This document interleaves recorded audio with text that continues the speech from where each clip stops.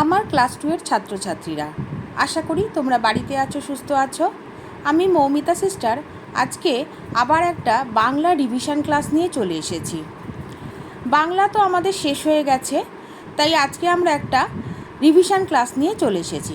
দেখো আজকে আমি তোমাদের কি কি লিখতে দিয়েছি। প্রথমে দিয়েছি দেখো অর্থ লেখো। অর্থ যেগুলো আমাদের ক্লাসে এগুলো করা হয়ে গেছে, আমি সেগুলোই তোমাদের নিজেদের লিখতে দিয়েছি। ঝোড়া, ঝোড়া, ভাড়া, ছাদ, ইস্পাত, গির্জে, পালঙ্ক আর ইস্পাত।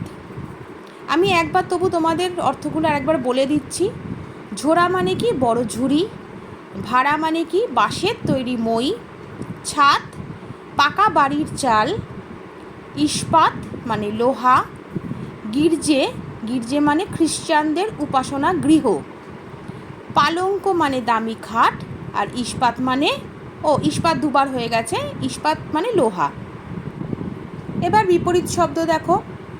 নেমে, নেমের বিপরীত ওঠে, পূব, পশ্চিম, বায়ে, ডাইনে, স্থির, অস্থির, ছেঁড়া, নিখুঁত, মরি, বাঁচি।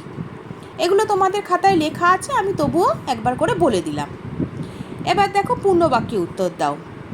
গরুর গাড়ি কার? গরুর গাড়ি তমিজ মিয়ার। সেটা কোন দিকে চলেছে? সেটা শহরের দিকে চলেছে। কটার সময় ছেলেরা বাসায় ছোটে? কটার সময় ছেলেরা বাসায় ছোটে? 4:30 সময় ছেলেরা বাসায় ছোটে। 4:30 সময় ছেলেরা বাসায় ছোটে। পরের প্রশ্ন দেখো, রাজমিস্ত্রির বাড়ি কোথায়? রাজমিস্ত্রির বাড়ি কোথায়?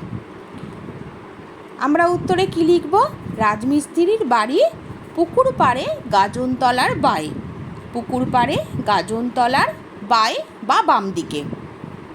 লেখকের আপিস কার কাছে? পরের প্রশ্ন আছে কি, লেখকের আপিস কার কাছে? লেখকের আপিস আরমানি গির্জের কাছে। অঙ্কের খাতা কোথায় রাখা আছে? অঙ্কের খাতা দোতলা ঘরের পালঙ্কের ওপর রাখা আছে। পরের প্রশ্ন দেখো, কে খেলতে গিয়ে খাতার পাতা ছিঁড়ে দিয়েছে?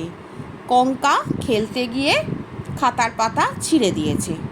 তাহলে এই প্রশ্নগুলো আমি সবকটা আলোচনা করে দিলাম, তাহলে তোমরা খাতায় লিখে নিও সবকটা। তাহলে ক্লাস এই অবধিই থাক।